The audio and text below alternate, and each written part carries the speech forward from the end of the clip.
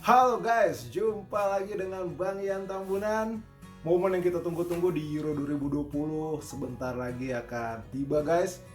Final yang akan mempertemukan timnas Italia dan tuan rumah timnas Inggris di Stadion Wembley Senin 12 Juli pukul 2 dini hari waktu Indonesia bagian Barat.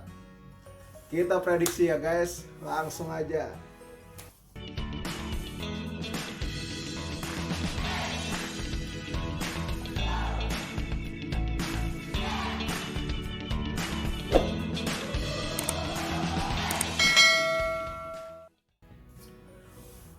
Oke guys, kita mulai dari sisi pelatih dulu ya guys.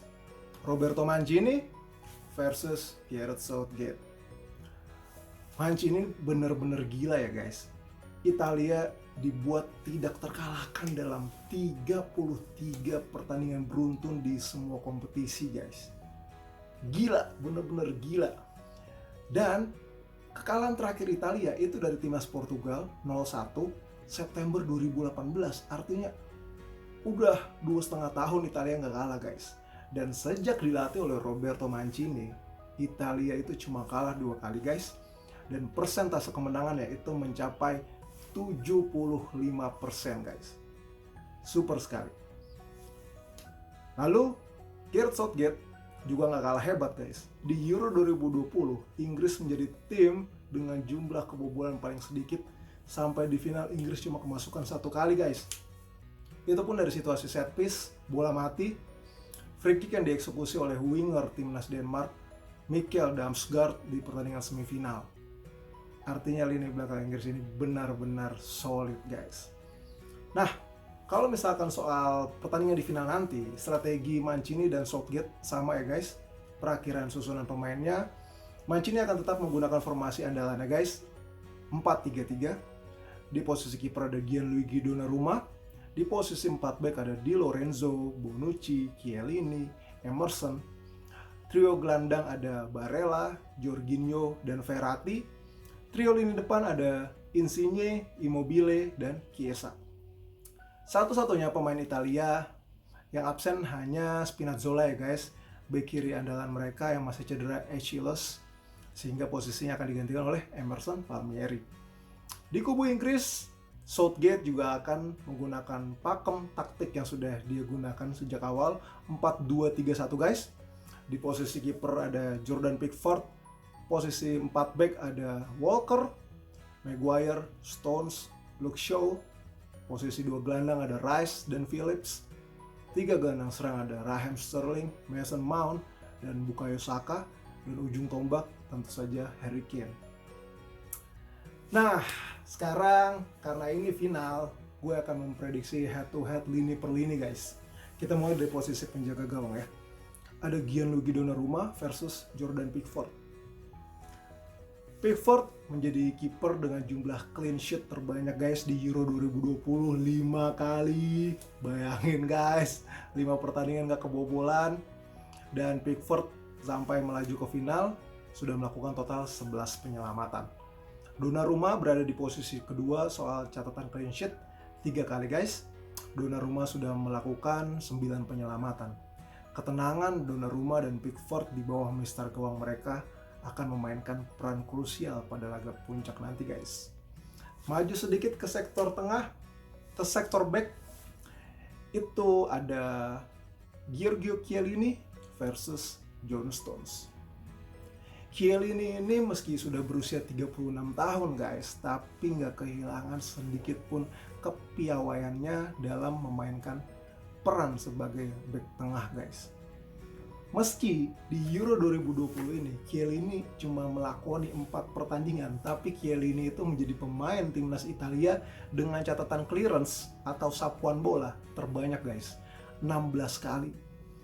Dan Chiellini memang sudah membuktikan ya guys bahwa dia itu nggak hanya cerdas di dalam lapangan tetapi juga di luar lapangan. Pada 2017, Chiellini ini mendapatkan gelar MBA, lulus dari University of Turin dengan predikat cum laude. Bahkan ketika Chiellini berhasil mematikan striker timnas Belgia Romelu Lukaku di babak perempat final, itu Chiellini juga dianggap menunjukkan skill cum laude. Kecerdasan terbaru Chiellini itu terlihat ketika Italia menghadapi Spanyol ya guys. Ketika lagi adu koin bersama kapten Spanyol Jordi Alba untuk menentukan bakal menendang di sisi gawang yang mana. Chiellini yang udah bertarung 120 menit menghadapi Jordi Alba dan kawan-kawan, tiba-tiba dengan santai bercanda dengan Jordi Alba yang membuat Alba tuh justru nggak nyaman guys.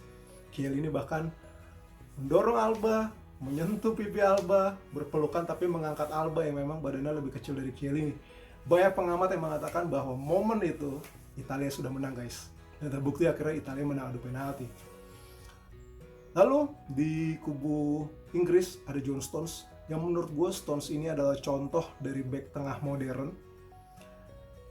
Bek tengah modern saat ini di sepak bola diharapkan bisa menjadi orang pertama yang memulai, yang mengawali serangan sebuah tim guys. Gak heran Stones menjadi pemain Inggris dengan jumlah operan akurat terbanyak guys, 406 kali. Gila banget. Jadi semua umpan-umpan ke depan dari Stones ini yang menjadi awal dari gempuran Inggris terhadap lawan. Dan Stones meski sudah bermain dalam 6 laga guys, tapi dia sangat disiplin. Buktinya apa? Stones cuma melakukan 2 pelanggaran doang guys di Euro 2020. Catatannya sangat sedikit untuk seorang back yang biasanya mesti melanggar lawannya guys.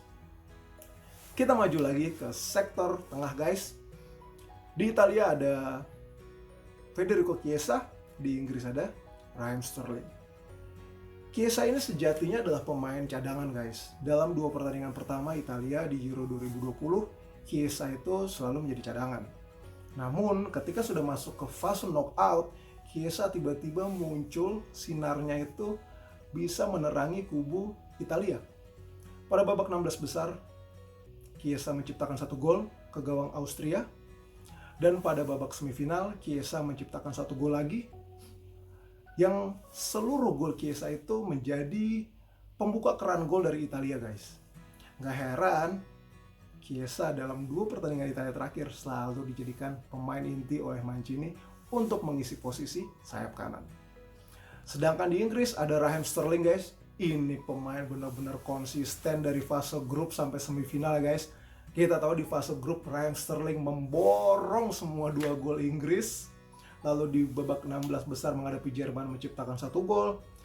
Terus di perempat final lawan Ukraina 1 assist, dan di semifinal juga dia yang memainkan peran kunci di mana Inggris akhirnya mendapat penalti pada menit ke-104. Ini akhirnya menjadi perbincangan ya guys antara Sterling apakah diving ataukah benar pelanggaran. Tetapi bagaimanapun kita mesti acungi jempol keberanian Raheem Sterling untuk menusuk dari sisi kiri pertahanan Denmark sampai masuk ke dalam kotak penalti guys. Raheem Sterling ini benar-benar berbahaya dan bisa mengancam pertahanan Italia. Menariknya guys, Chiesa dan Sterling ini memiliki kelebihan yang sama. Jadi mereka adalah pemain inti dengan kecepatan tertinggi di kubunya masing-masing, yakni 33,1 km per jam. Bisa dipastikan yang akan mengawal Chiesa dan Sterling itu akan ngos-ngosan guys. Dan terakhir kita ke posisi ujung tombak.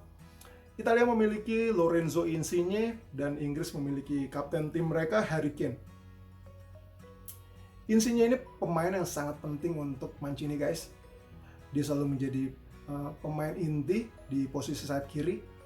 Dia cuma absen 1 kali di pertandingan ketiga Italia di grup A. Itu memang karena Mancini ingin mengistirahatkan Insigne supaya benar-benar bugar pada fase gugur guys. Insigne sudah menciptakan 2 gol guys sejauh ini dan menjadi pemain Italia dengan jumlah shots on target terbanyak guys, 6 kali. Dimana artinya sepertiga dari shots on target Insigne itu berbuah menjadi gol guys. Lalu ada Harry Kane ya di Inggris ya guys, dimana pada fase grup Kane dikritik habis-habisan, dimana dia jarang menembak, jarang melakukan sentuhan di kotak penalti lawan, benar-benar hancur sehancur-hancurnya. Tapi ketika di fase knockout tiba-tiba Harry Kane itu seperti bangkit dari kubur guys, menciptakan 1 gol di 16 besar, 2 gol di perempat final dan 1 gol di semifinal. Cuma dalam 3 pertandingan doang Harry Kane sudah menciptakan 4 gol. Bahkan sekarang Kane cuma berjarak 1 gol dengan pemuncak top scorer sementara di Euro 2020 Cristiano Ronaldo dan Patrick Schick, yang dimana keduanya sudah gugur. Artinya Kane memiliki peluang besar nih guys buat menjadi top scorer Euro 2020. Kesimpulannya gimana nih guys? Nah, ini yang menarik. Sejak Euro merubah format menjadi 16 peserta pada 1996, tidak ada satupun tuan rumah yang keluar sebagai juara, guys. Jujur, prediksi kali ini sangat berat buat gue, tapi gue menjagokan Italia buat keluar sebagai kampion dengan kemenangan 1-0 atas Inggris. Selamat menonton, tetap di rumah saja, siapin cemilan, mari bersuka cita. Thank you berat guys udah nonton video gue sampai akhir. Sehat-sehat selalu, sampai jumpa lagi. Dan pastinya guys, jangan lupa buat like, comment, subscribe, dan klik tombol loncengnya buat tahu update video-video terbaru dari Bang Ian Tambunan. Sampai jumpa lagi guys, Tuhan memberkati. Dadah.